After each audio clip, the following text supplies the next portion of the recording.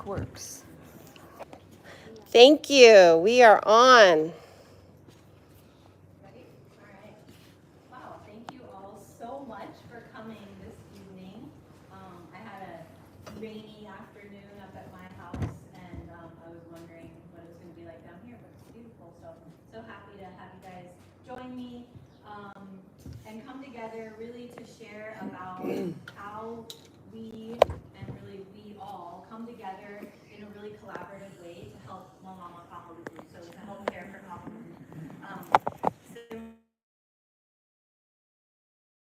And we've come quite a long way to share this evening, but I wanted to share some exciting updates and a little bit of data and some of the things that are coming up for us and all of us at Kahaluʻu so that we can work together as a community.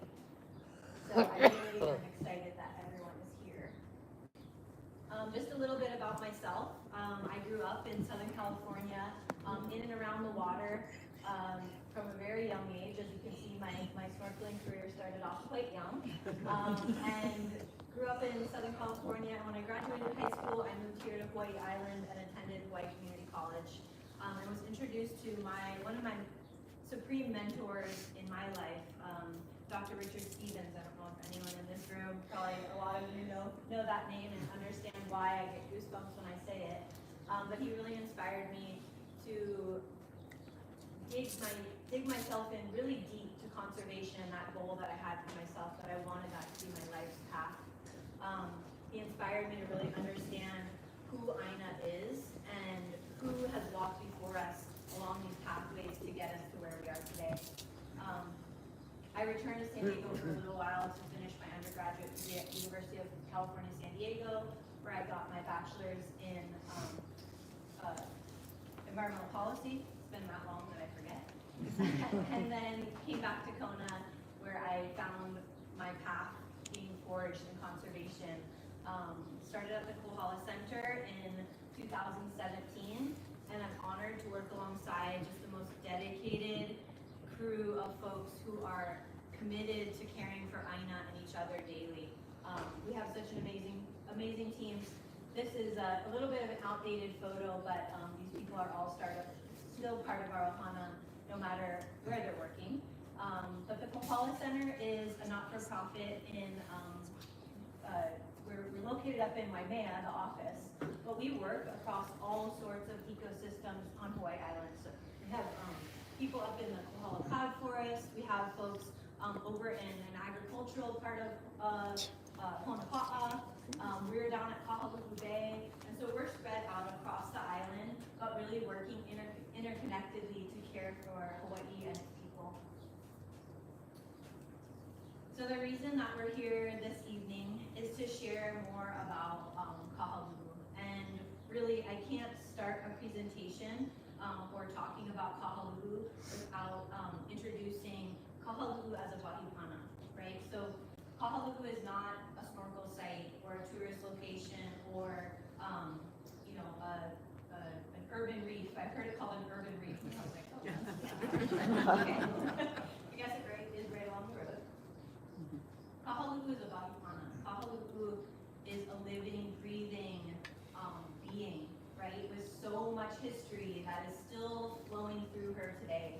And so I really encourage us and challenge us to all think of Kahaluʻu that way and feel Kahaluʻu that way when we are around her, because in doing that, we kind of shift that narrative away from, we have people come up to us at Kahaluʻu saying, is this the Turtle Beach? No, no, it's not. This is Kahaluʻu. So speaking her name and really engaging with her in that way is one of the ways we can honor that. So as I mentioned, wahipana are sacred, storied, and cherished places. Kahaluʻu is definitely one of those. As you know, when you walk along the shoreline there, you can see all of these reminders, these reminders of the past that connect us to those people that walked in those lands and that drank water from those kunavai and that fished in those waters. All of those things are still there. We just have to connect into them. So another person that I can't go too much farther without bringing up is Auntie Cindy Kunihale, who is our director, our guiding light. She has been motivated decades now, and she shared with me this very, very amazing saying that her father shared with her about Kahaluʻu, and that was that many considered Kahaluʻu Aina Le Ali'i, the land that adorned the chiefs. So just in that one simple phrase, we really can grasp this greater essence of Kahaluʻu. We really understand that this is not a snorkel beach. This is not a tourist destination. This is land that adorned the chiefs. So we should all be acting accordingly.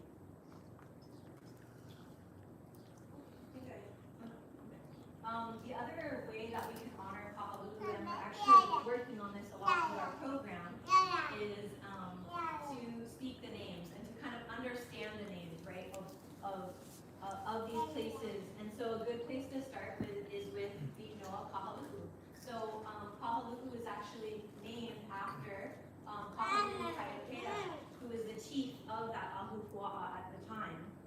And so Kahaluʻu Bay is named after him. Kind of the more literal translation is the diving place. So Kahaluʻu, the diving place. But one definition that really spoke to me when I heard someone share it with me was Kahaluʻu meaning to be deeply immersed. And I feel like if you've ever been to Kahaluʻu, if you've been immersed in those waters or felt that gentle breeze blowing across your skin, you really can understand when we look at the name Kahaluʻu in that way, that it encompasses so much more than just the diving place. This is a photo that Auntie Cindy had shared with me from the 1950s. And if you look closely, I won't rush past it. If you look closely, you can still see some indicators of present day. Does anyone want to share anything they see right off the bat? The road? Yeah. Makalea. The road going up, and so that was a trail, right? A Makai Trail. Anybody else? White sand. This? Sand? Yeah, and we have this, where the small pavilion is located now, there was a heiau there, and you can see the North Beach over here. You can see a pavilion, the entry channel. But it looks different, right? A lot more new, and a lot less development. So this is Kahaluʻu today. Similar view, you can see the small pavilion, bigger pavilion. That sand extent is has receded quite a bit. Makalea is now street, but you can still see it goes up. So there have been a lot of changes to Kahaluʻu over the last several decades, as many of you have likely seen. But this doesn't mean that the way we engage with Kahaluʻu should be any different. We should still be carrying those names forth. We should still be engaging respectfully with this place, and we should still really make our best attempt at learning about the past so that that can inform the future. So here's another old photo. I believe this is from the 70s. This is at the entry channel where the lifeguard tower is like up here now, and you can see people still getting in and out, but yeah, a lot more sand, a lot more niu. In some of the readings I've done, Kahaluʻu is described as a place with the niu grows, so you can imagine there were a lot of niu, a lot of coconut trees.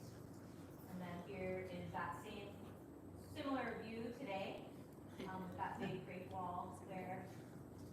Changed a lot of the sand movement. And so we've seen over the last several decades this quite large increase in the number of human beings interacting with Kahaluʻu.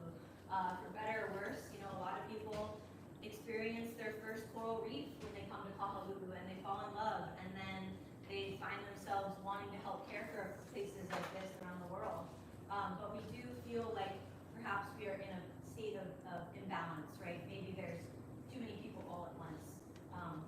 Maybe there's not I've heard from a lot of families of the land here that have said they no longer like to go to Kahaluʻu because they don't feel like there's enough space. And so maybe we're a little bit out of balance right now, and that's something that we're going to be looking at as we move forward. We also see a lot of the human impact to the reef, right? So either knowingly or unknowingly, out of desperation,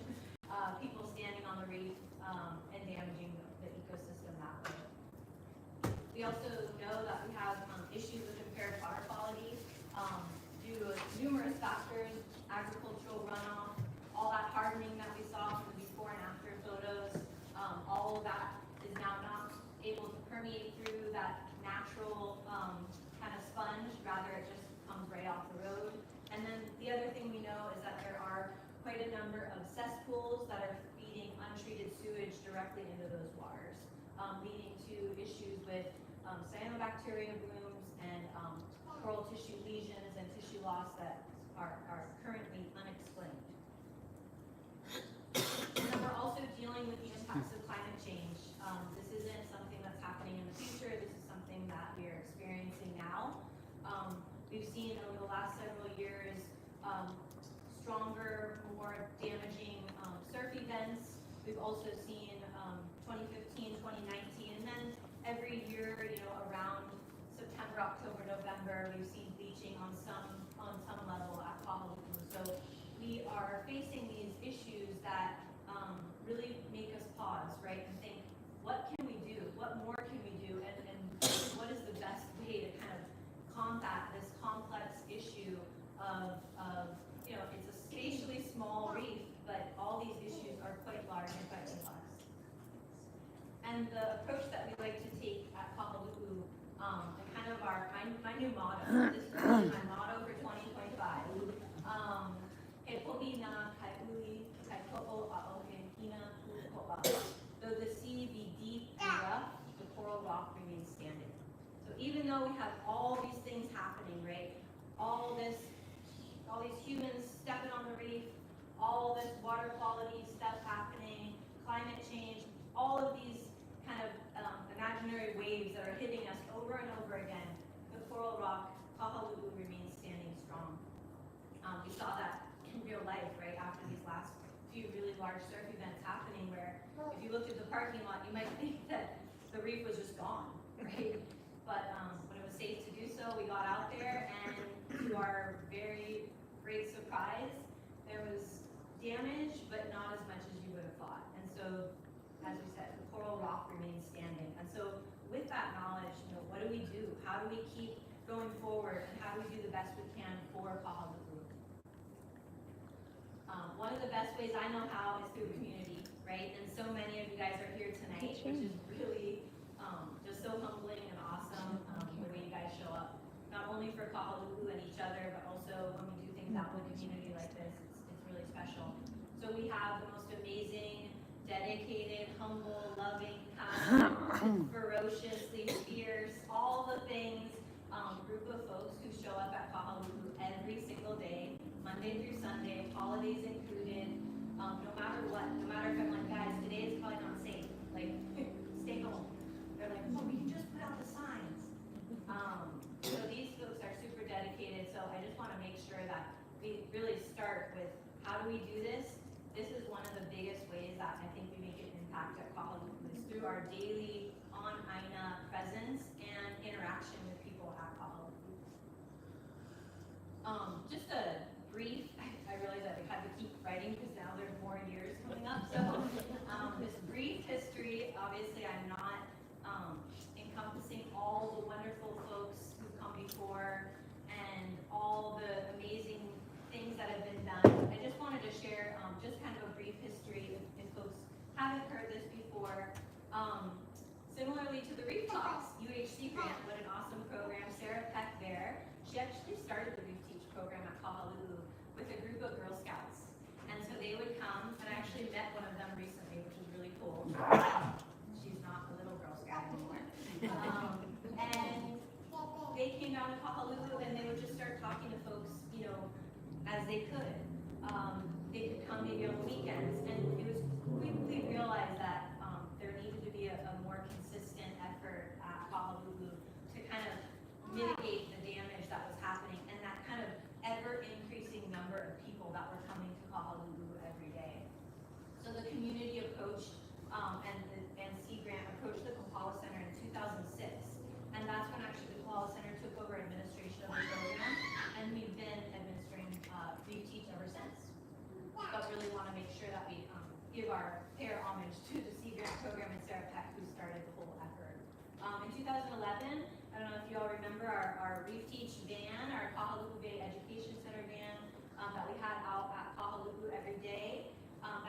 2011, COVID made sure that that wasn't happening anymore, but we have persisted. 2018 was our first coral spawning rest period, and also that was the year that Hawaii, the state of Hawaii, did a statewide ban on oxybenzone and octinoxate. In 2020, we had this extended rest period due to limited travel, and allowed us to really see what was possible when there wasn't this like daily influx of pressure, right? We never had that opportunity before. We didn't know what was possible.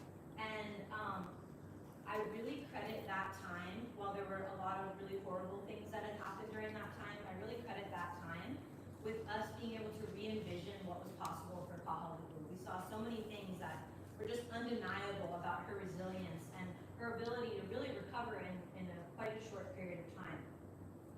21, we were designated as a Mission Blue Hope Spot. So Dr. Sylvia Earle has an organization called Mission Blue, and it's an interconnected group of marine protected areas, or hopefully to be someday marine protected areas in various forms across the globe. And so we are one of only two in Hawaii. We are the smallest hope spot. We're in the company of the Galapagos Islands and other quite large expanses of ocean.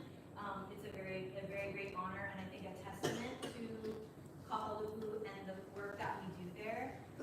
In our acceptance into this group of other hope spots, they really highlighted the community effort as well as the ability of Kahaluʻu to withstand all of those stressors that I mentioned before.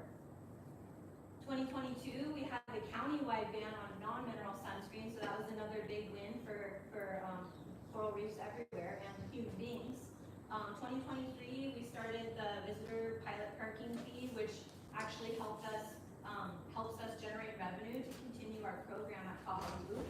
And in 2024, we were really grateful to be able to extend into a 10-year contract with the County of Hawaii to co-manage the beach park. And then now we're in 2025. I almost forgot to add the last line. And we will be having our 8th cauliflower coral spawning rest period this year, which is just incredible. And we are really going to be like taking the first really big steps into the initiation of some restoration efforts. So quite a wonderful list there. I love writing that list, and I love reading that out loud to you all. So as many of you know, we do a lot of different things at Kahaluʻu, but in the most concise way I could put it, we are on AINA daily at Kahaluʻu doing a lot of education. We also do ecological monitoring. Kind of if you step out to the next layer, we're engaged in restoration, management planning, and community outreach, just like this. And then kind of on that next level out, we're developing and sharing our stewardship model with other communities. This year has been a big year for that, or last year, I guess I should say, 24. We engage with a ton of other communities that are facing similar issues as Kahaluʻu, different places but similar issues, and we're working together on how can we support each other, how can we share similar messages.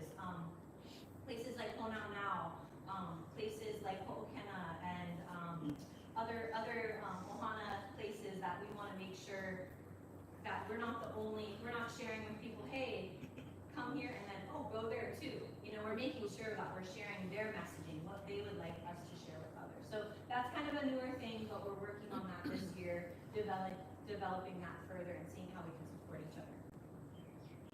I just need to give a shout out to volunteers and put this out so everyone can see. So since 2008, we collect human use data, and I will share that later. We have shared information with almost 600,000 beachgoers. That is a low estimate, because that's just as many, for you in the room that are reef teachers, that's just as many as we marked on the paper. So I know myself, I don't always mark my contacts down. So that's how many people we've marked on our pages, but I know through indirect information exchange, and then I know we've missed probably quite a few people on our outreach pages, but 580,000 beachgoers is a huge impact. And one of the things we like to say about Kahaluʻu is the folks we reach there, they get the information and then they share it out, and they use that information when they go and visit any coral reef site anywhere in the world. And so we feel like that impact kind of ripples out. And since we really started collecting our volunteer hours in a more concise way, the 21 to 24, our reef teachers have dedicated over 21,000 hours to caring for Kahaluʻu. That is a lot of hours. They are amazing people, and we could not do this without them. So before I move into the next kind of section of this presentation tonight, I really want us to all kind of like take a breath, close our eyes, and think about what this actually means. This might look different for different people, but when we think about Kahaluʻu and the things I shared earlier about Kahaluʻu as a body pana, you know, what might this mean to you? And so let's take a moment, close your eyes, imagine you're underwater or near the water or looking out, and what does that look like to you?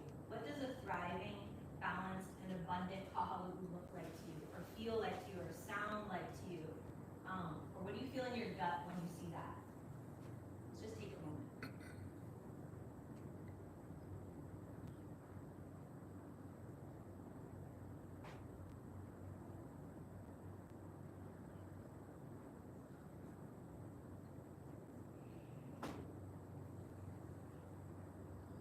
Does anyone want to share what they saw, or what they felt, or what they heard?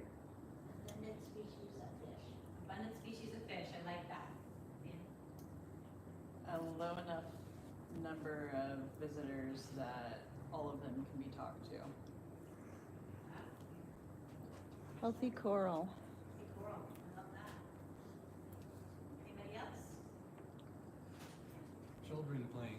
Children playing, I love that. I love that. During COVID, I feel like there were a lot of local children playing in the water there. That was really great. Great, thank you. I think we can get, we can get kind of wrapped up in all the details and numbers and things, but really what we're doing here is in service to Kahaluʻu and the community, and I want to make sure like we always come back to that, right? Even though we can kind of go in different directions or get kind of caught up in this or that, that really is at the core of what we're doing, why we're doing it, and so right? And that's really when I thought about this presentation and I thought about what I wanted to share, I really wanted to focus on the we, right? And that we're not doing this for us, the Kohala Center or ReefTalk. We're doing this for the community. We're doing this for Kahaluʻu, and what does that look like? And so as I move forward here, you'll see that we don't do this alone, and that's such a beautiful thing. And we really couldn't do it alone, I think is the key point. And so what I thought I would do is kind of go through and share some updates. We have a lot of data that we've collected. We're engaging in a lot of really cool projects right now. Actually, when I was doing this, I told Kate earlier, I was like, oh my gosh, we're doing too much. Maybe we gotta like tone it down a little. But we're doing so many cool things. And so I just wanted to share that, but really highlight the fact that we are not doing these things alone, and nor could. So Nana Kahaluʻu is our community-driven monitoring plan, and it really focuses our monitoring effort in a unique way, right? We are looking at Kahaluʻu and what we're doing there through the lens of Kekumu Aina. So the land or the ocean is our teacher. So we are doing all these things in an effort to learn from Kahaluʻu and to be guided by Kahaluʻu so that we can do the right thing, because she knows. She has all the answers. We just need to know how to listen. And we need to be able to kind of decipher those messages. We have become quite disconnected, I feel like, as human beings, so we're reconnecting. And in doing that, we're building this deep, intentional relationship with Kahaluʻu. We are listening to and learning from Aina. We are being guided by the deep wisdom held in these waters and the people of this place. We are working alongside community, managing agencies, and other organizations to serve the needs of Kahaluʻu. Bonus points if you know the name of this bird. Wandering paddler. Yes. Ulili, triple bonus, Anne. There was one yesterday on the pop-up. Yay, you're so beautiful. So how our foundation for this is looking at traditional practices, traditional ways of knowing. We are here in Hawaii, and so traditional ways of knowing are that thread, right, that connect us to Kahalu'u through mo'olelo, through kilo, and through learning and kind of correlating everything with the Kālana Mahina. And I will share with you in a second what I mean by that. So mo'olelo are really these stories, legends, historical accounts. They come from generations of observation and a deep understanding of place. And Kahaluʻu Bay is just rich in mo'olelo, just overflowing waters of mo'olelo. And we are slowly scratching at the surface to really understand, to engage with mo'olelo in order really to learn about what were the historical conditions that maybe we haven't heard about through our friends or our neighbors who have lived at Kahalu'u for generations. Understand how humans engage with Kahalu'u and why and where, and when they didn't engage with Kahalu'u, because that was definitely part of practice as well.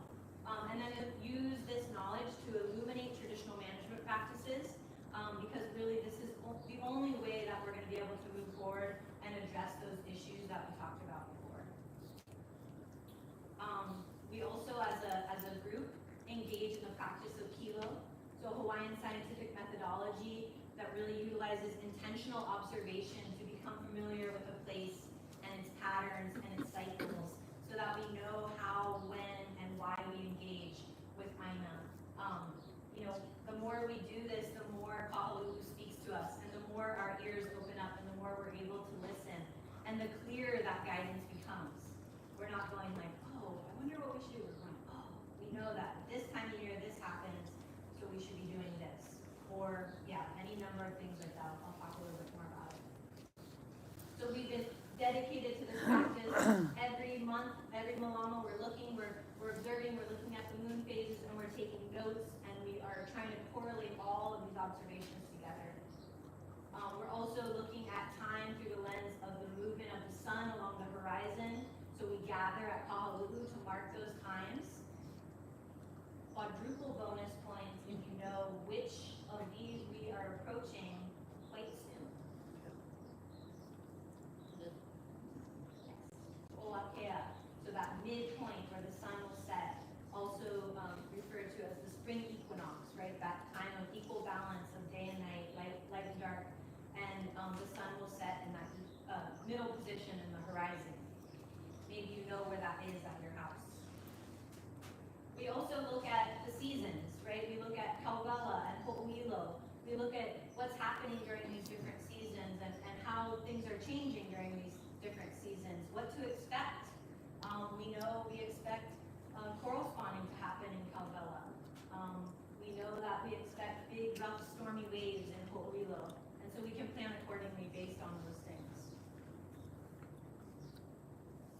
And then we utilize all of that, and we correlate our kilo and our Western quantitative data with the Kālana Mahina. This is the Hawaiian lunar calendar, and this lunar calendar really is in sync with the ecological cycles and systems. And so when we utilize this as our timekeeper and as our temporal analysis, things just really make a lot more sense. For example, coral spawning is my good example of this. We're like, oh, coral spawning happens in May, this day in May, this day in May, and this day in May, but like it doesn't ever happen kind of on the same day. But when we look at the lunar calendar, we're like, oh, coral usually spawns when the Kulu moon is setting in Kauwela. We know we can more easily correlate with the natural cycles when we use these things. So, we really mahalo the kupuna that we're kiloing all these things, right? For so many generations who understood all of these things, and now we are the recipients of this knowledge who can utilize this to really do the best we can to care for these cherished places. I keep clicking up here. So, one of the first kind of themes that we'll talk about tonight is coral. And coral is really that foundational species, one of those foundational species on the reef. And so we spend a lot of time trying to understand what's happening with coral and what's happening with the coral in Kahalu'u. I love someone mentioned in their envisioning of thriving, balanced, and abundant, they envision healthy coral. I am right there with would give anything to have seen Kahaluʻu Bay in 1801.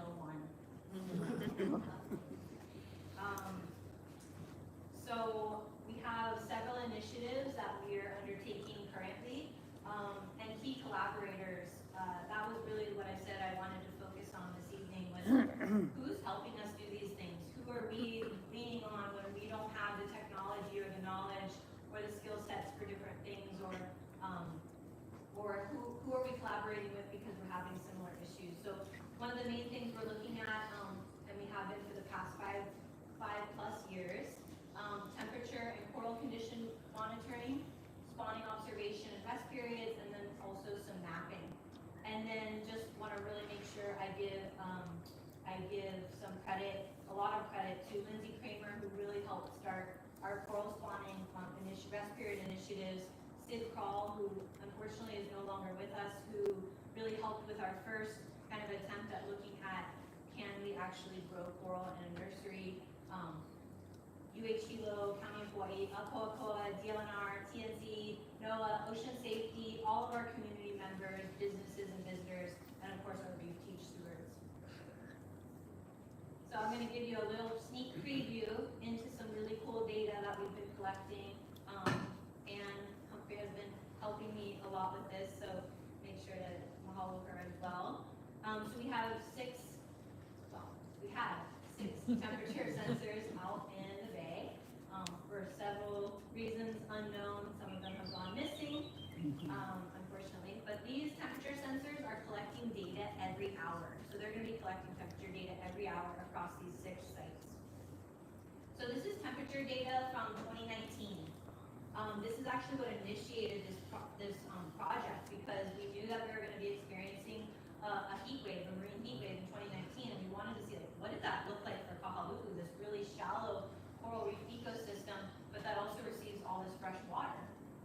And so we got our sensors in right at the end of August, or right in the middle of August of 2019. So we did capture that kind of temperature anomaly in August. You can see those are average weekly temperatures hovering around 85 degrees Fahrenheit.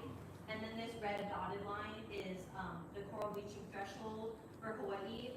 That's a NOAA threshold, and that is about 82.4 degrees Fahrenheit.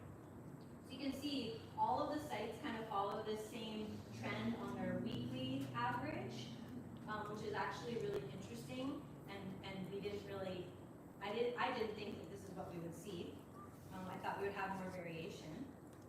And then here's looking at monthly. And so this is looking over from 2019 to through 2025, what we have so far. And these are the different years, and then the different Mālama, the different lunar months. But I put in Gregorian months for you too. Don't expect you guys all to be masters yet. But this will really show you how we naturally see the temperatures rise in Calvella and then fall. And then we see 2022, we have a little bit of a temperature anomaly there, right as we're transitioning. And then 2024, 25, we're kind of right in the normal trend there. I like looking at the graph this way. You guys might not, but I really like it because it kind of shows you which years are different. So we see 2019 here. That's like obviously a high one. But then we can see that like some of these years were quite cool, right? We see some cool years here, some cool years here. And so I think this is also a really interesting way. Same data, just a different way to visualize it. And then I wanted to show you guys that variation that I was talking about. As you know, if you snorkeled in Kahaluʻu Bay, there is a ton of fresh water, right, in certain areas, and then really there's no fresh water in others. So this was, let me just make sure, okay. This was one of the sites that didn't have a lot of variation in that hourly temperature. So that's going to be that like cooler yellow background line. You can see that the hourly and daily aren't that different. But when we get to site 4, which is near, if anyone's familiar with the Seven Sisters, you can see you get those really big temperature variations. I think one of the days we had a 10-degree plus temperature variation in 24 hours. And so those corals, you know, when you think about, oh, that's cool, but like, what does that actually mean for the corals that live there? One, what does that mean for any potential potential future restoration efforts too. You know, the corals that we put in a place like this better be used to some wild temperatures because things change quite a bit there. So all of this data is just super, super helpful and informative for all sorts of planning.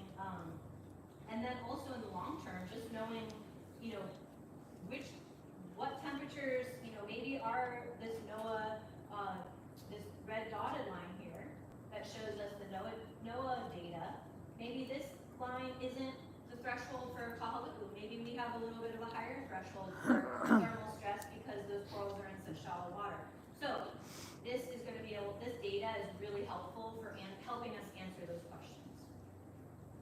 And it's a really fun adventure. What is not a fun adventure is what we are also monitoring with coral condition, changes in coral condition. So when we go out and we collect the temperature data every 2 weeks, we also take photos of nearby coral. So 3 at each site. This happens to be at the site that's closest to the surf area. And unfortunately, we've seen a lot of decline in coral up there.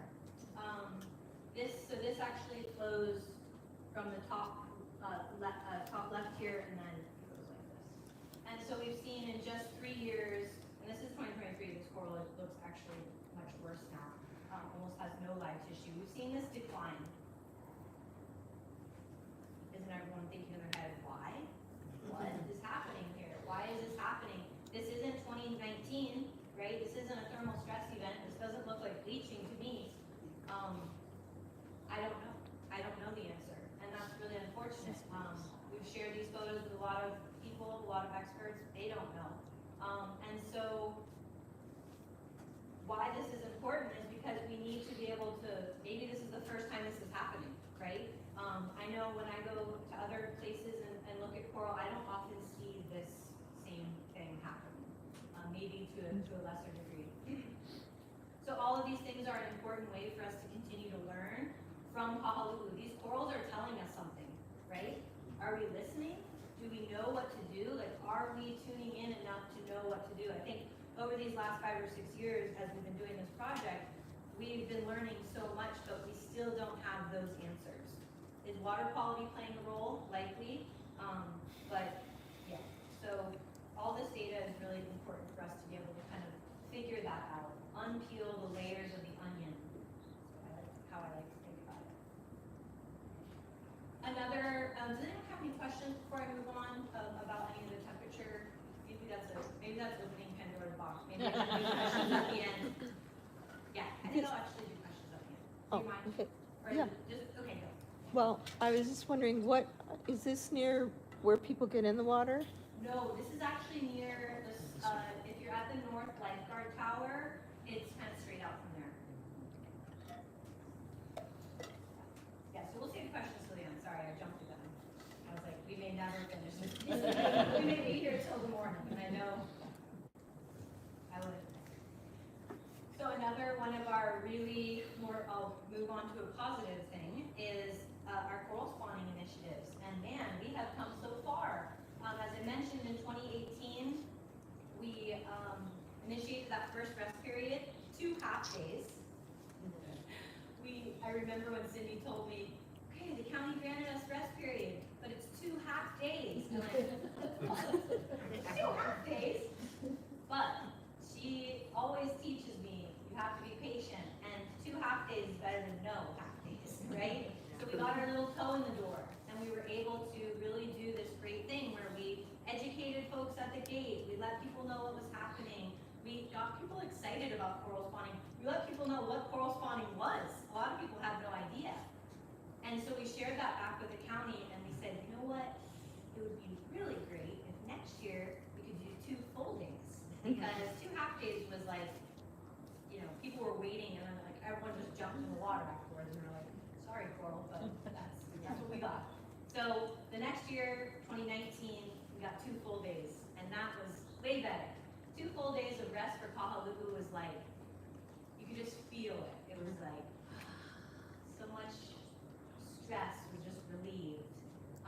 And then in 2020, we all know what happened. So then we had this long rest period. We had an extended rest period, but then the beach park was actually closed for 9 days during that year. And then ever since then, the county of Hawaii has been so awesome. So, you know, they are they have jurisdiction over the beach park, so they make that decision. They don't have to, you know, do that, and I'm sure they get some flack for it. But I think now that we've come all the way through, now we're going into 2025, the general sentiment, I believe, and what I've heard from community members is that they're so happy that there's an action being taken. That we're not just talking about it, we're not just like, oh, that's too bad, the coral's dying. We're actually doing something for Kahaluʻu. And if that means that we all have to give a little, well, then that's a great thing that we recognize that. So 2024, we had 9 days, and then 2025, it's not announced yet, but I'll give you a sneak peek. We will have another coral spawning rest period. We weren't sure because we had a new mayoral administration, but they are on board, so. And they will be announcing it soon, I'm sure. I'm doing it again. So we do really have these signs of hope. In 2018, we monitored only 4 mature colonies. In 2024, we monitored 12 colonies, and now we are counting hundreds. That's a low estimate. I know, Jan, you're in the audience. Tens of thousands. Thousands, right? Outside the Menehune wall. I did a little funny little count the other day, and I counted over 500 in 60 minutes. So that is just so exciting. And not to say that the rest period is the only reason that happened, right? But I definitely think it helps. The other really exciting thing is colonies that we observed, that we began monitoring, and I'll show you the little babies, that we began monitoring several years ago. They spawned for the first time last year. And that was like a huge deal because we had people telling us, well, the corals that are growing in Kahaluʻu are like, they won't be able to reproduce. And then when they spawn, we're like, oh, they did. And then they were like, well, if they reproduce, they won't be able to produce viable offspring. And then we did, and now those are reproducing, so yay. Sorry, you're wrong, you were wrong. And that's why we kilo, right? Because someone can tell us what they think they know, and maybe they're right and maybe not, but when you actually go out and you actually take the time to watch, you know because you've seen it. We have strong support from the community and managing agencies, and then there's actually quite a few other communities that are looking to Kahaluʻu as a model and want to implement similar measures. So, really great. I promised you some baby pictures, and I had to cut this down because if anyone knows me, they know I could go on and on about this. So this is the same coral. So this is 2019. It's little itty bitty. This is by the old cleaning station, if anyone's familiar with that area. And then this was 2024, and this colony actually spawned just a little bit in 2024.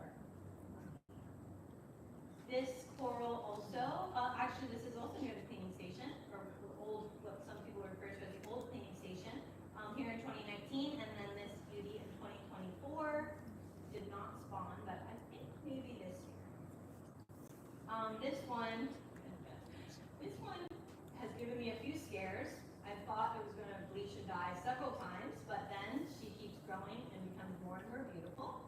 And she's quite large. I would be very surprised if they didn't spawn this year. And then I'll throw this, we've nicknamed this the problem child because this coral has bleached multiple times and recovered and continued to grow. And now now it's taken up all the space underneath its mother coral. And it's quite amazing. So if someone were to ask me, which coral do you think is the most resilient coral in Kahaluʻu, this would be a top contender for sure. All right. Oh boy. So this year, this is now going to be the 4th year that we have observed for another species spawning. So the Parietes evermanni, the big mounding corals, those massive colonies that live in Kahaluʻu that are actually fairly rare in other places now. So I'm just gonna share this. So this is spawning last year. You can see the cloud around us. You can see the cloud emitting around. Oh gosh. You can see the cloud emitting around the coral colony. And at one point, you couldn't see anything. You could not see all those corals were spawning, and you could not see your hand in front of your face. It was actually like, I feel like I know my way around pretty well Felt like someone turned the lights off. Yeah, yeah, it was like, and then people who didn't know what was happening were just like, what's going on? So this is our next kind of endeavor is, okay. This is kind of our next endeavor is really better understanding the Porites evermani spawning.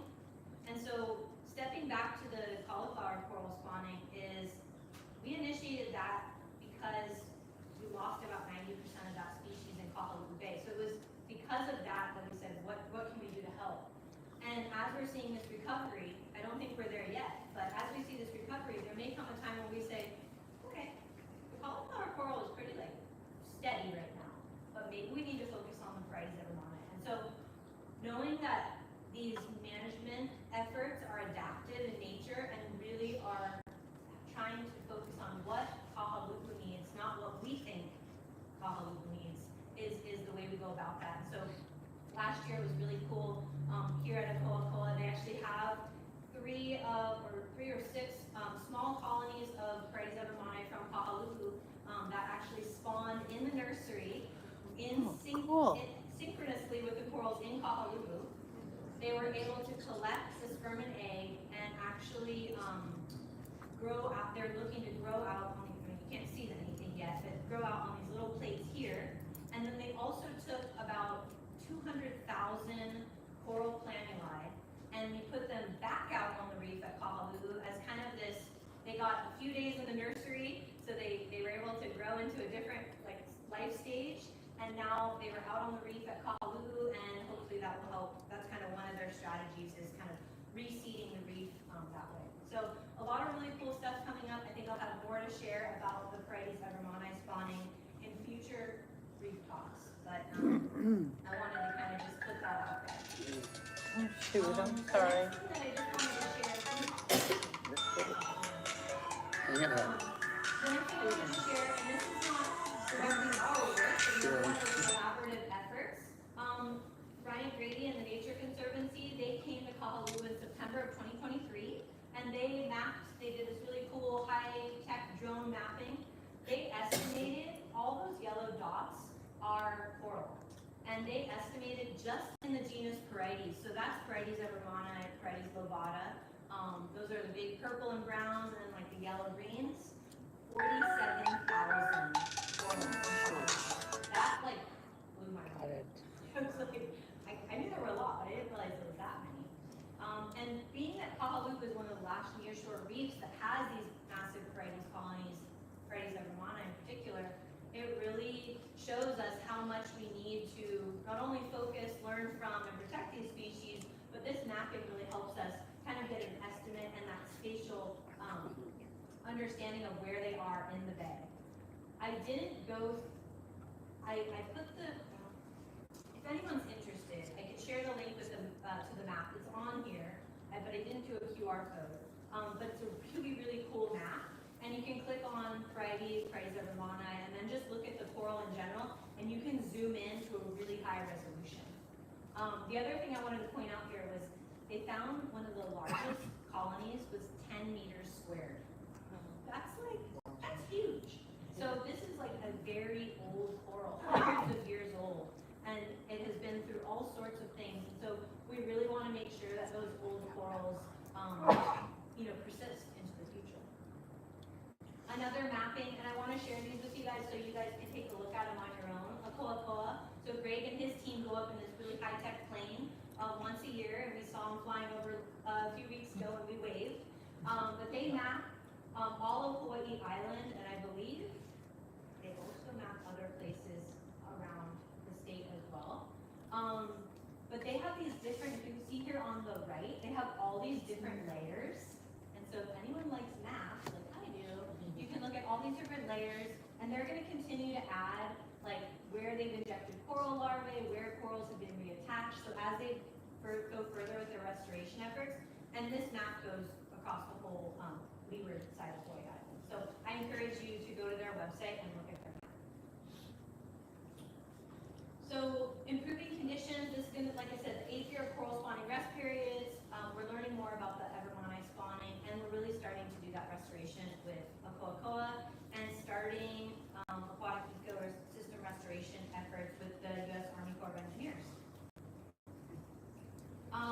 talk next about fish. Fish, someone mentioned fish.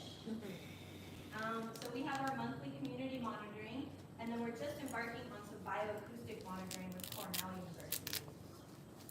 So our community monitoring, this was really initiated in 2020. That pause in travel led to these unique conditions in Kahaluʻu where there really weren't that many people, and we saw this pretty undeniable increase in abundance and diversity at Kahaluʻu. For a couple weeks, there was a school of Keller's barracuda circling around in the bay. There was a kule and other fish that hadn't been observed in Kahaluʻu in decades. Auntie Cindy was just like, whoa, that is so crazy. I haven't seen those fish since I was a young girl. So we wanted to get a better sense for diversity and abundance of species, so we started out a community fish survey project. And this is just a really brief breakdown. So we've had different people come in and out, but over the time we've had about 7 trained ReefTeach community stewards doing this. We've completed 8 seasons, so if you remember back to the beginning of the presentation, we had those 2 seasons, Kaubela and Ho'oilo, and so that's how we break up our monitoring data by season. We've completed 320 surveys, woo! And we've identified over 109 species, or we have identified 109 species of fish, which if you've snorkeled at Kahaluʻu, I think you're probably not that surprised. About 15 endemic species, we don't see them in every season, but we've seen a total of 15 endemics, and 2 introduced. Bonus points if you can guess one. Right. Convict tank. Blue peacock grouper. Yes. The other one? Convict Topic. tank. Yes. Blue striped snapper. So we haven't seen that change, which is good. We observe about 88 species each season. 20 of those are observed 100% of the time. So of that 88, 20 of those are kind of like our regulars. I bet you can think of some of those, right? The yellow tang, the convict tang, who else? Yeah. Yeah. Parrot, yeah. All those. And then 11 of those were only observed once during the survey period. So those are like those kind of rare fish that are really special to see, or cryptic that we only see them, maybe they only come out at night and they were like, whoops, we peeked out during the day. And then they happen to be on our survey route too. So some of them just stay in one place and they're never on our survey route. And then I obviously had a third thought, but I don't remember what that was.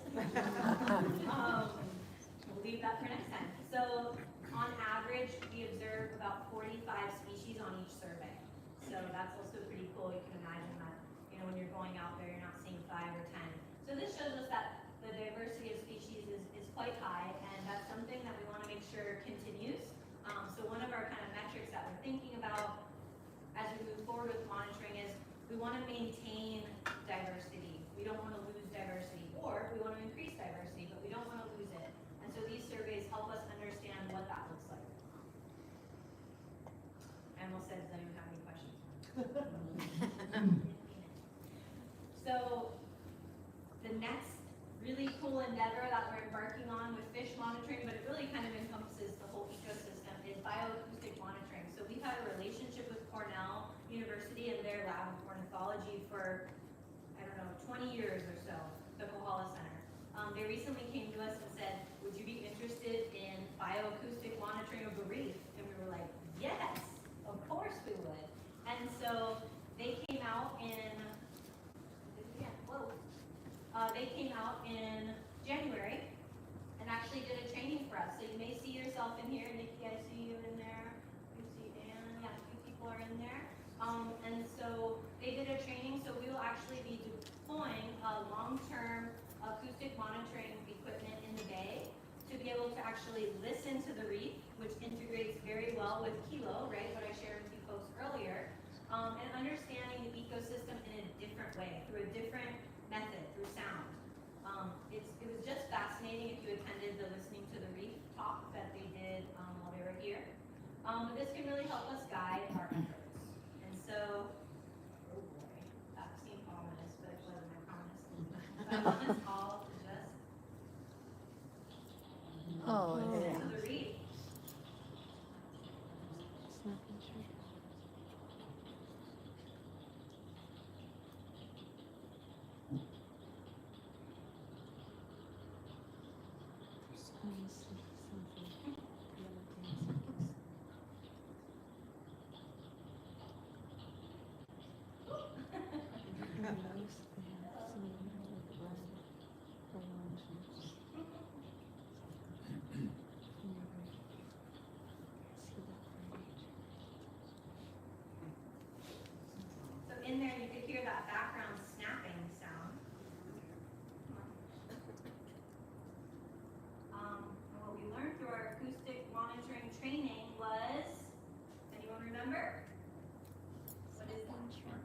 Snapping snapping shrimp.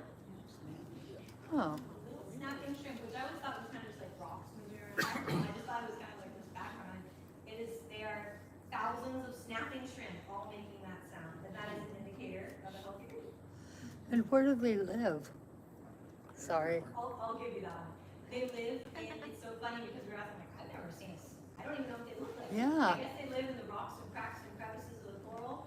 They're a very cryptic species, so yeah, you likely won't see one. I think somebody in the talk that they did afterwards said they had seen a snapping shrimp, but like, I don't know, maybe. Huh.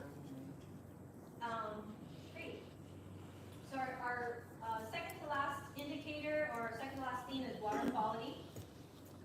We do a lot of water quality monitoring. We do our monthly shoreline water quality. We did a phytoremediation study a few years back that looked at native plants for taking up nitrogen.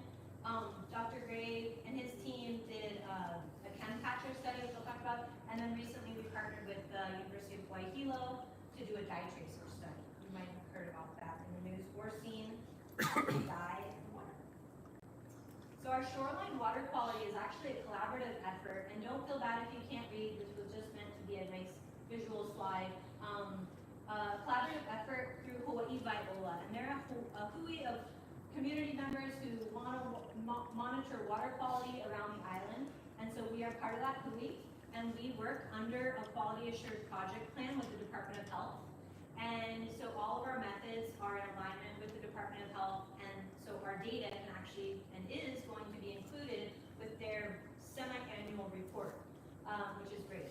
And so that we've been monitoring water quality for many years, but now that we're doing it in this way, our data is actually used for management. And I'll just give a little bit of a summary. So sites within Kahaluʻu, so those are our monitoring sites, showed nutrient impairment and particularly high variability with phosphorus. Either agricultural sources of phosphorus or some sort of wastewater treatment that would remove less phosphorus in comparison. So potentially cesspools, right? Surprise, surprise. Also, the phosphorus and nitrogen values have risen from 2020 to 23, especially at site A, which is right over here, far south, and B, which is the entry point where everyone gets in and out of water. And then enterococcus levels have increased from 2020 to 2023, and the person who did the analysis here made the assumption that this could have been influenced by the resurgence of tourism post-COVID. So they have a great report card, another thing I can give you guys access to if you're interested in, and we're going to be trying to update our data and our report card every 6 months, I believe.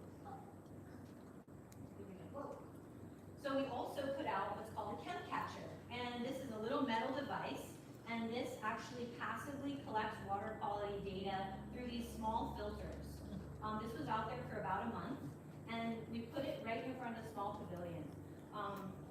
So they looked at pesticides and pharmaceuticals, and there's more detail to this than I could probably answer, but the main takeaways from this were that no pesticides were found in the filters, which is surprising. Good. This was also just one site and one time. So our N is 1, which isn't always great. But so, I mean, that is a good thing, but I don't know that if we did it again, we wouldn't find any pesticides. But the samples did test positive for 9 pharmaceuticals and personal care products.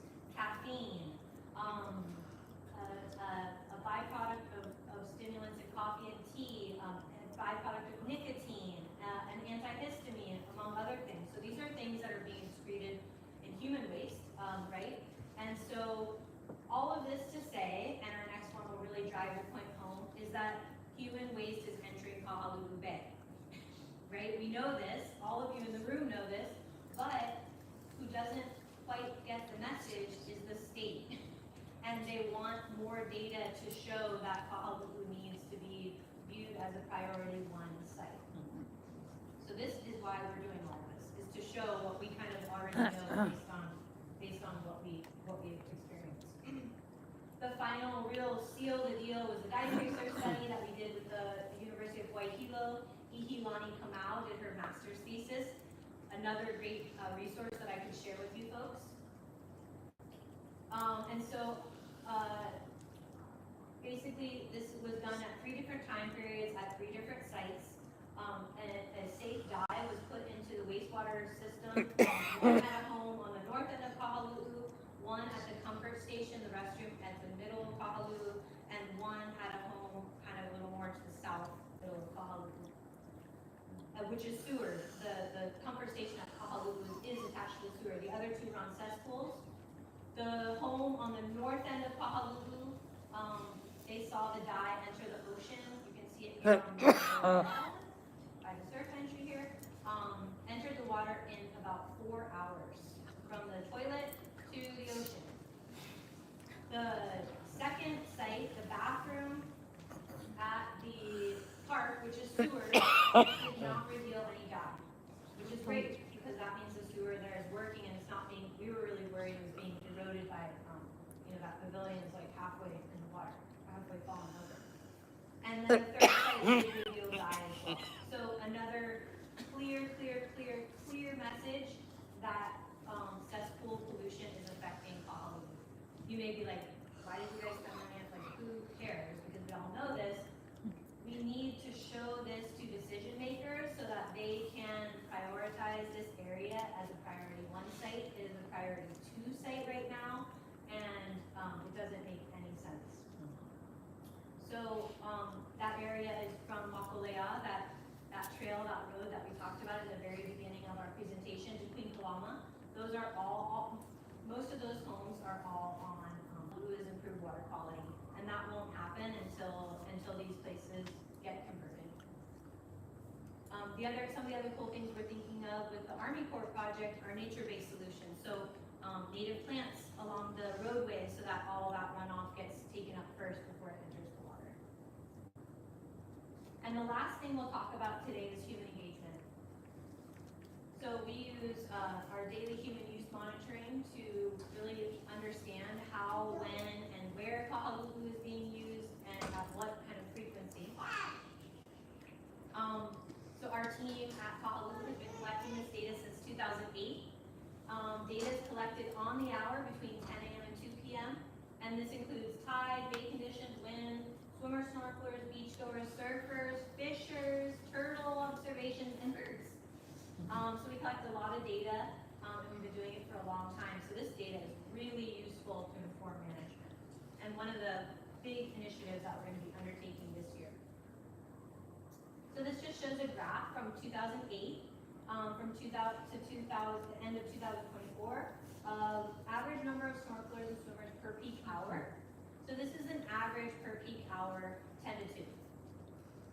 The maximum number though, like if you look at the individual data points, the maximum number of folks we've observed in the water at one time is 198.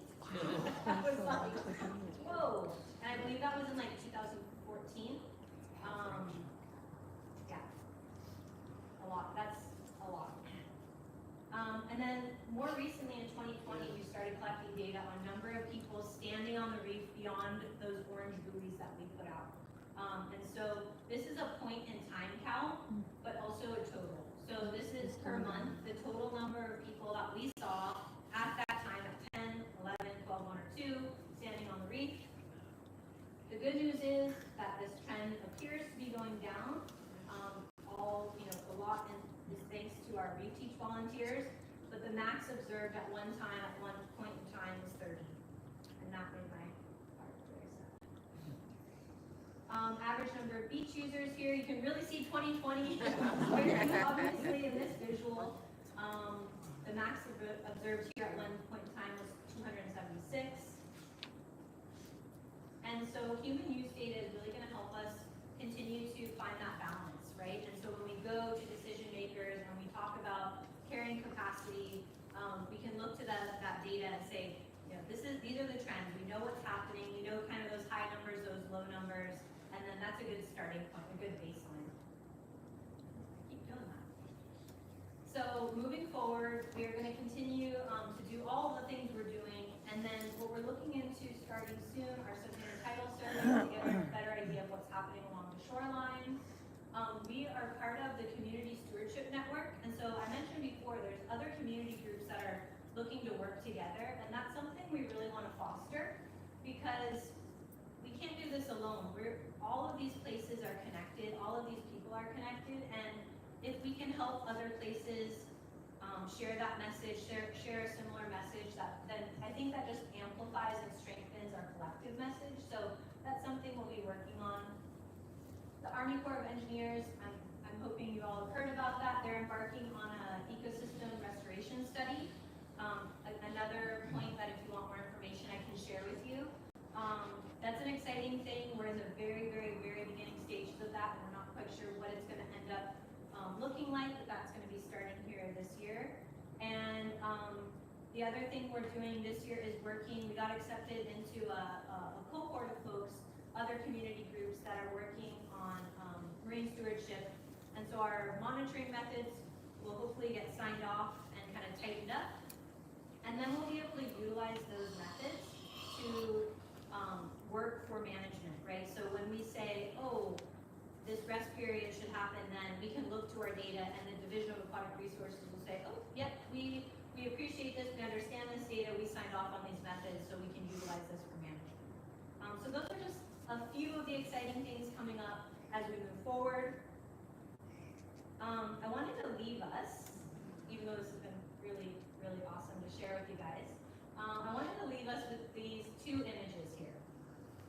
The image on the left is a tiny, teeny tiny, you can count all the polyps, varieties of Romani coral, growing in what looks like sand, coarse sand, that I observed, and it just took my breath away, looking at this little tiny coral and thinking of all the things it's had to go through to make it to that point. And then looking at this coral on the right, this is actually a coral that you may recognize it, part of what some people call the old cleaning station. And thinking of how much this coral has had to go through to make it to this point. And I think I just want to leave us with the thought of what can we do so that this coral here on the left makes it to this size coral on the right. You know, what can we do as a community? What can we do individually? How can we get involved? How can we advocate for issues that can really make that happen? This is just one example, but I think it really exemplifies what that means and what all of us, when we close our eyes and we think about Kahaluʻu, what we envision, right? We want to see these big grandma corals out there. So with that, I invite you to join us in whatever capacity, in whatever way that makes sense for you. If you want to get on our email list and just know about what's happening, that's great. If you want to join our ReefTeach program, we're always looking for new volunteers. I have our my card and then our join our ReefTeach Ohana card on the back there. Please join us. We have wide open arms. We love when new people come into our group and really join us in service of Kahaluʻu. So please feel free to ask me any questions about what that might look like. And finally, I just want to mahalo everybody for being here tonight, listening to me share about something that is so near and dear to my heart, and I know so near and dear to so many of your hearts as well. So I really appreciate it.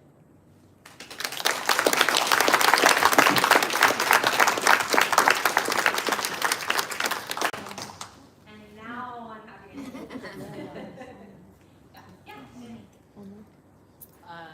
Has there been any consideration of doing sort of reservation program like we've seen in other places on the state and hopefully up in Kohala Valley, to where residents could still come anytime, but out-of-state visitors have to register and... Yes. There's been a lot of discussion about that, not just at Kahaluʻu, but it's happening in other places already. And as I mentioned before, we aren't we don't have jurisdiction over the beach park, but we can definitely make recommendations as co-managers. And I believe that there's a willingness, and there's already precedent now set in other places that have done it and proven to be very successful and easy and beneficial to the visitor, the community, the place, all of those things. So I see it as a really important strategy moving forward. I feel like if we don't tackle that, a lot of the other stuff will not be as successful. Yeah. We're actually meeting with, so the folks at Mālama Kahaluʻu on Oahu, some people know it as Sharks Cove, they're going to be coming and meeting with Cindy and I next week, they've embarked on a funded carrying capacity study. And so they're gonna share with us what they've done, kind of what they've learned, the pros and cons and this and that. So I think that'll be a good place to start. Yeah, there's several other places that are looking at similar things, which is great, because then we can all kind of align and make it not 10 different systems that we have to sign up for. But knowing that community members, residents would always be able to come. Anybody else? As you know, we've been monitoring the outside of the Menehune Wall for the last 4 years pretty closely. When we first started looking, there were literally dozens of new recruits of cauliflower corals, and then it became hundreds, thousands, now it's tens of thousands. So the plug here is to include that area as part of the overall study area as well, because it's a totally different type of reef ecology. There's different populations out there, different neighborhoods, et cetera. And then the next comment is, there's no, when the conditions are not conducive, we stay inside the bay.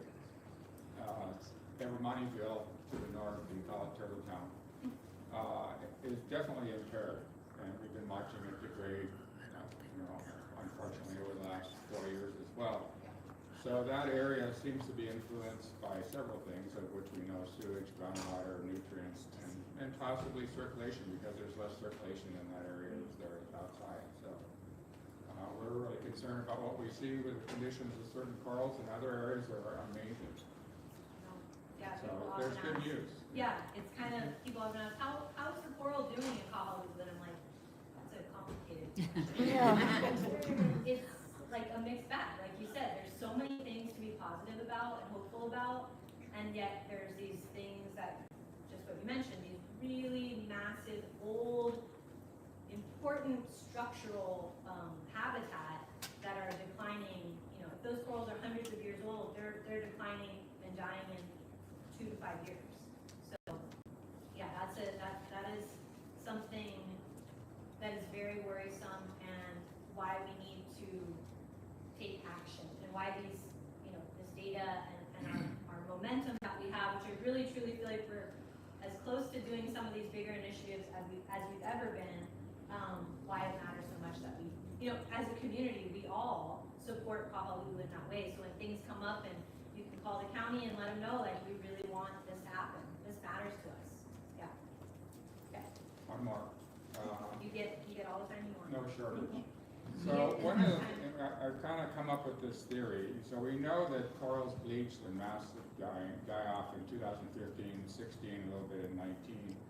So my question is, what happened to all the symbionts? Not the zooxanthellae in particular, but the crabs, the mollusks, the other organisms that used to be part of the coral colony community. Where did they go? Because they're not there anymore. And we see more impact from algae, other things are now That's a great becoming more question. persuasive. Yeah, that's a great Just question. want to throw that out there to the scientists in the room.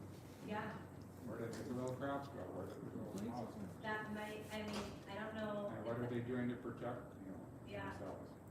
That's a great question. I don't know the answer to that. I know that, any loss of habitat on that scale is going to have that, ripple effect. Sure. So, yeah, I'm We see not more sure. And conifers maybe they'll outside. come back. They'll find their way home. Bobby? My question is one that there's no answer for, but Oh, no, yet 2 in a row. I have to put it out there.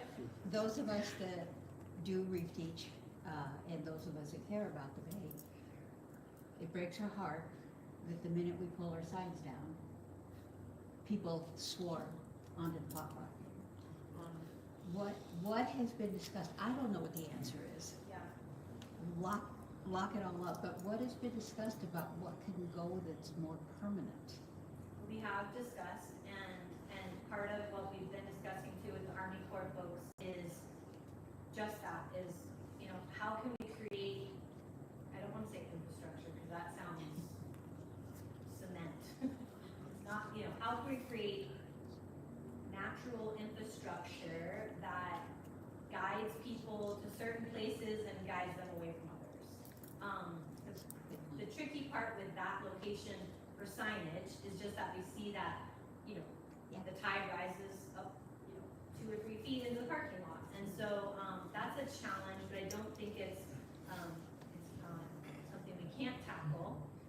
But definitely part of the project will involve how do we do that in a way that if, when the pavilion is no longer in that location, that it's not just like an open, you know, free-for-all, everyone's just entering wherever they want. Yeah. Well, and just really quickly, I know I've mentioned this to you before, I think it would be huge if we could have a Reef Teach presence on Google Maps Yes, and a site that is, that all of our wonderful yeah, imagery that we have Yeah. to educate people that Yeah. are looking at it on their phone, because that signage isn't going to be affected by the waves.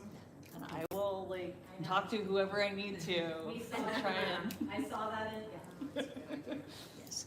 yes. because I think if people could have access to that information very easily, if there was that Reef Teach pen, they could click on it, they could see all the wonderful materials that we already have. We just have to put a Google Maps pen with Reef Teach on it. Yeah. And it sounds It sounds weird. Have we ever thought about doing Yelp for something like that? At least on a small scale in regards, because most businesses you can utilize Yelp and you don't really have to have a permanent, any like information to prove it, but I wonder whether it's like we do, you know, you could do like, have you ever thought about doing like split shifts in a sense? Because I know that it's my first day here, so I'm very new. This lovely lady brought me We in. love it, yeah. Our newest recruit. But I think with it, I was just curious of like, what is the reason that the signs have to be taken down? Has there been any thoughts of dual shifts, just to cover at least until you actually see like, okay, people are still coming here until this point. Now we can at least go and, you know, hopefully the few stragglers can, so sorry, I kind of threw you. No, that's a great question, and, you know, part of it, you know, is just the physical bodies. It's just like having enough people to be there longer. And so we, you know, 3 p.m. has kind of been like, what, as we're 4:30, the parking folks leave at 4:30, so those signs go down to 4:30. But, yeah, I mean, we could have a night shift. That would be, or an evening, sunset shift, that sounds nice. I would sign up for that. Kahaluʻu does go till 6, so. Keep that in mind. I don't know how much the volunteers are gonna like this, but I will, sorry, Danny and we have to listen until 5:30.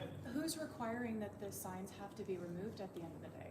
So part of this, so those shoreline signs that was part of our agreement, is that they would be removable in case of an emergency. Like, we've had to remove them if the lifeguards needed to do a rescue. That was part of our agreement when we did it. We haven't necessarily, like I said, taken it too far beyond that because it seems to be working while they're up. They will walk away. But yes, they will walk away either via ocean or people. Yeah. I guess kind of second one, what about is there a limit on keeping the Reef Teach banners up at all? No, there's not. Another thing, we worry a little bit that they would get Vandalism, taken. yeah. But we could maybe try it with some of our older ones and just say, if someone really needs a banner. So don't airtime. film the reef, then go for it. Thank you, I appreciate it. Yeah. I was really happy to see Hawaiian Air on the way in. There was this whole education thing about Cool. Hawaii. Did they do that on the other airlines and on the cruise ships? Yeah, they did. And on the cruise ships too. I don't know if they do it on the other airlines. Now that Alaska and Hawaii are merging, maybe they'll do it on all those flights. But I know that was something we had pushed for a long time. And then I know Keeper of the Bay, the documentary, was being aired. But the last kind of time it came up, and now I'm not gonna go there, but I probably shouldn't even use this word, but we were told by a few of the different airline companies that it was too political. So we said, okay, maybe we'll try again another day, but today is probably not the day. So, anyway, I'll move along from that. And my other question was Yeah. about Keeper of the Bay. Yes. Has it been successful in like other communities around the world that this has gone out to? And they've used this as a model? So we've been hearing, and I wish Cindy were here because she could speak to it more, but we've been hearing, you know, feedback from places really all around the world that are, you know, touched, inspired. I think the message really there is that no matter where it is, you know, how big or small, you can make a difference in your place. You know, when you show up every day and you do the work, you can have a positive impact. So I think just empowering a community that, you know, like I said, we're not the managing agency. We don't have jurisdiction. but we have the relationships, we have that collaborative effort with, the county, that we built this really, really good relationship, and now they look to us for a lot of guidance. You know, they ask, when do you think the spawning rest period should be? You know, it's like, well, that's a different side. So I think it takes a lot of time. You guys know, you've been with us for years. Since the van was there, yeah. So it's not a quick thing, but I said it to someone else the other day, one of our team members who was a little bit, I don't know, just feeling a little bit like, come on, why can't things happen quicker? And I said, I hear you, I'm with you, but I feel like while it may feel like we're making no steps, we're making small steps and they're all forward. You know, like we are making those little steps, and if you look back in time, I try to do this as part of my practice, because when you look back, and then you're like, wow, things have gotten so much better. And so I think if we continue to do that and continue to, implement all these great ideas, I think, really the possibilities are endless, and I have so much hope for Kahaluʻu. I really feel like if we keep at this, someone a ways back, Sydney and I were in a meeting room, and the people were like, well, Kahaluʻu is kind of just like the sacrificial way, right? Because there's so many people, and like, why would you ever do like restoration? And I was just like, what? Yeah. I was like, have you ever been underwater there? Like, no way. And so I feel like we're so far from that now, that mentality, and it just feels really good. So yeah, it may be small, little steps, but we're moving forward. Kathleen, you mentioned about the state wanting more and more data regarding the cesspools and everything. Is the test, I know you guys are doing testing. I remember way back, there was like somebody from the county going out and doing testing. They do, yeah. Is that what the state relies on, or does the state do its own testing? It's all part of Department of Health, which is a state entity, and they do that. What they test for, and I'm not trying to talk bad about them, because we test for the same things, but we're also going and testing for those other things, Right. that are more directly correlated with human waste.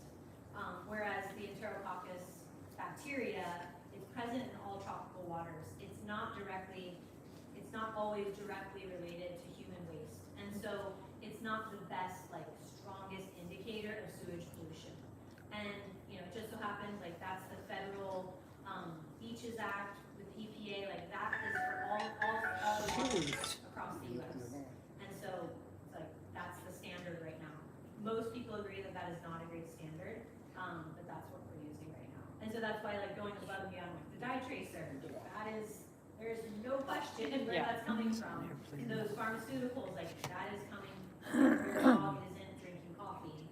So Can the public do anything to help you and Auntie Cindy to get them moving better in the right direction? Because, we can't wait. We need to do something about cesspools now. Our house is on a cesspool. We're up Laco Street, Yeah. so, but, it's like, And septic isn't necessarily the answer on Right. the shoreline. exactly. It's not needs. Yeah. So, And because spatially, there's that could have been, IRA money, but who knows what's gonna happen to IRA now, so. So I think the best thing, so that's, one of the things that Auntie Cindy is really shifting her focus to right now and putting so much of her energy into is that issue. And she's on the conversion working group. She's really pushing right now for Kahaluʻu to be recognized as a priority one area. When there's a call to action, so when we can make calls, you can call your county council person, you can call the mayor, you can do all those things, but when there's a true call for action from her, if you're on her email list, I will definitely send that out. And I think just community voice, even as a person with a cesspool being like, hey, I want to do the right thing, help us do the right thing here, so. Yeah, because I think about it almost every time I fly as far as they go. Yeah, and it's it's not your fault. It's No, but something what that, can you do? Yeah, we as a community, I think, have to really Yeah, by then. What will those corals look like if we don't? And then so the bathrooms are on sewer now. Bathrooms are sewer, yeah. And the dye, that was great news that the dye tracing didn't show that Yeah. anything was going, because those bathrooms were pretty dilapidated for many years, so I'm really happy to hear that. I was actually quite surprised. I was like, oh, this is gonna be bad. They're amazing. Like, that's gonna be like, wash the right out. The final, I meant to add this in, they're gonna be putting all the data together into like a final report.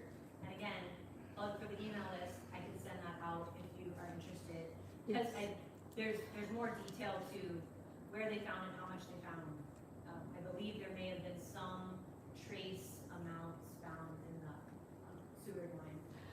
And also, I know that that was the outrigger next door that they took down, right? But, you know, what about the hotels along Lee Drive? Are they all on sewer now? I do not know the Yeah, answer. They are. For sure? So back when they put in the big sewer line along Lee Drive, they hooked in all the condos Okay. and all the hotels. But And the what pumping about, station is by the gym, it pumps all the way to And I know there's at least one near Kahaluʻu, like a D&B or like a small thing that's on an injection valve. So like I know they're not all, yeah. anyway. And then certain Yeah. houses apparently were hooked up too, but I'm not certain about that. Jan, was the outrigger Kahaluʻu hooked up? Kahaluʻu Beach Hotel? Well, they yeah, were on the outrigger. sewer line. There's Not a- originally. There's a sewer station at Hakia, so on the Keho side. Okay, That was run by Bishop Estate. I think it's, yeah, I'm not sure. okay, well, that's good to That's know. one in the back there. Well, Yeah. so the county park is on the sewer line, and where does that go to? That goes to KEA, transfer station, or not transfer So station. it's the wastewater. But- KLKA wastewater treatment plant. No, that goes the other way. This is in Keho. But could the residents hook up to the sewer if they chose to? That I don't know, like, right now, currently, there's not infrastructure to support, like, homes on that line. So like, there's no going from the homes to the line. And I'm not sure how much sewage that line, or the treatment plant down there is small, I don't know how much that it can actually hold. So that's another kind of thorn in the plan, yeah. Yeah, one of the types of information I didn't see you post was infrared. Do we know kind of where the main flows of groundwater are coming into the bay? I know, I had to pick and choose, that's something, so we had, a PhD student from Yale come and do thermal imaging, we were up real early for that, in the dark, doing, thermal imaging of Kahaluʻu to look at the biggest sources of freshwater plumes, and like, it's funny because if you snorkel up there, you kind of know where those are, right? The map shows, where those are, and really coming out from the pond and coming out in that big coral area on the north,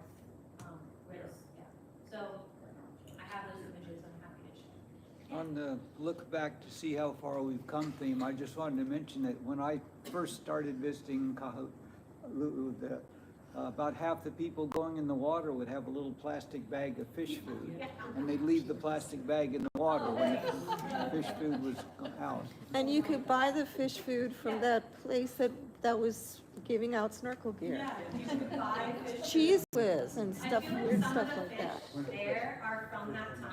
Because they'll like come up to you and be like, do you have these? Yes. Look you funny, like a big black. Yeah. I have a totally different question. It used to be on the Kohala Center's website, you could give money to the Kahalu'u project. And now it seems like, it appears like you're going to, and then it goes to Kohala Center. So did something change with the designation? I can understand why it should just go, you should be able to decide, but if people wanted it, Yeah, that's a great question. So if you go to our website, you should be able, there should still be somewhere like a memo or a note line where you can write what you wanted to support.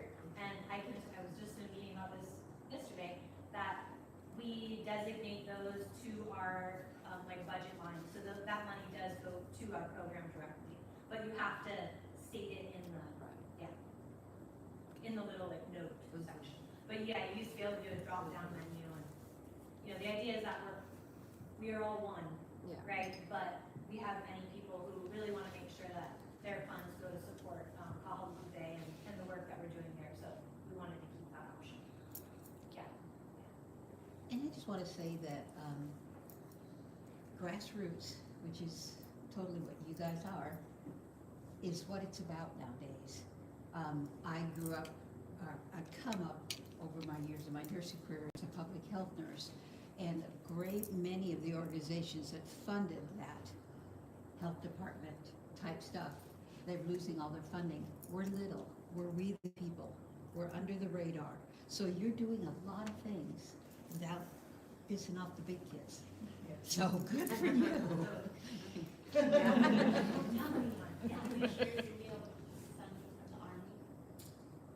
a great question. Yeah, that's a great question. So as far as I know, those funds have already been matched by the county and secured on that federal side.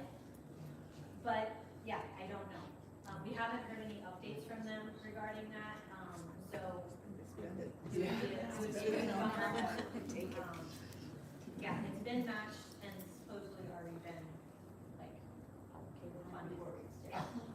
Luckily, we are, a big percentage now of our funding comes through our visitor parking fee. So it's a really great thing that we have that, great foresight on the city's part to have, kind of these non-grant, non-federal grant, things that end in a year, sort of stuff. So we're feeling pretty good about that. And then most of our grants that we write are like philanthropic and small. Yeah, we have one that's just about to end. So on the parking topic too, Yeah. that was supposed to be a year pilot project, Yeah. and then what's kind of the overall conclusion from, I know it's continuing, but it was never really communicated out, I think. Yeah, the county was, I believe they put out a press release, but they did it pretty quietly, I think. The contract was extended for 10 years. Yay.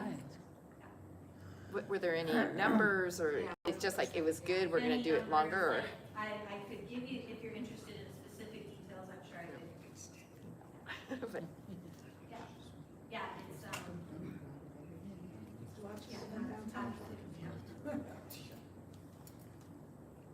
the great thing with that is that the county, when we originally talked to them about it,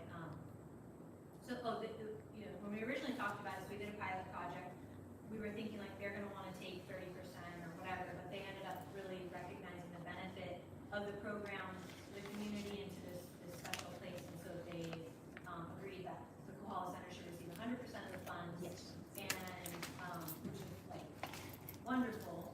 And then when they put out the request for proposals for the extension, so that included the parking, but extension for co-management of the park, that was also put in there, that the next, whoever the next group would be, which ended up being the Kohala Center, would also receive 100% of the funds.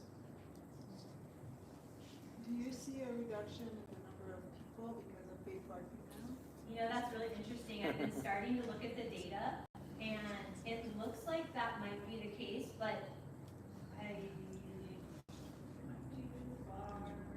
you can kind of see this, like after 2020, it never quite went all the way back up, but we didn't start our parking project until 23, 22 or 23. And so, yeah, I'd have to like look a little deeper, but it appears that we're not seeing that like big upswing again. But I still think it's not the ideal Number. We're not there yet, but at least we're not. I'm like, oh my gosh, what was it like? Like I remember that time. Is, the county has that bus that goes along Ali'i Drive and stops there. Is there a bus stop for Yes, Kahalu'u? there Okay, is. because that, a lot of people don't really know about that, so. Yeah. It's not very reliable in That's terms of true. timing, so. It's true, but if you're on vacation, for Yeah. tourists, it might be a good thing. Yeah. That's where Sunset Shift comes from. Sunset Yeah. shift, yeah, like the bus is late, so I guess we're sunset shift. Yeah, but any questions about the parking, we're happy to answer. We're happy to answer.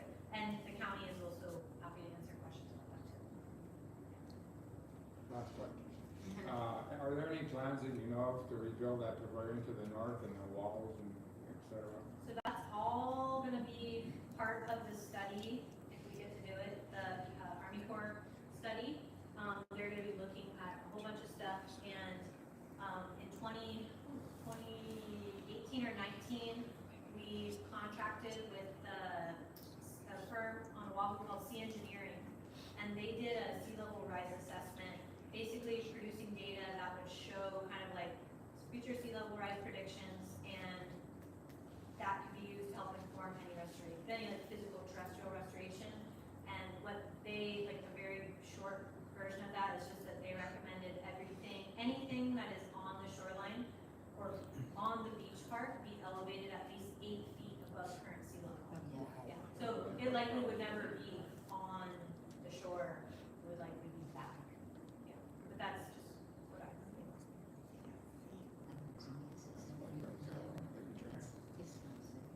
Any other questions? I got potential comic relief if you want it. Oh my Oh, God. good. I might need it. That's, yeah. Well, as an alternative to infrastructure for the signs and taking down, what if we, and this is not very real at all, bring in sand, hire a monk seal to keep guard? Stay right here. Because they, you know, they don't mess around. Especially when they're molting. We gotta really just put it out. Put the sharks on schedule. Yeah, or the sharks on the schedule. We have some different things in our pocket. So really, if you do want information, any of these things I mentioned, feel free to take one of my cards, it's on the back table. Also, our friends at Stream to Sea left some sample defogs. If anyone wants to take one of those, feel free. And then mahalo Cater for hanging in there and hosting this wonderful event. Thank you.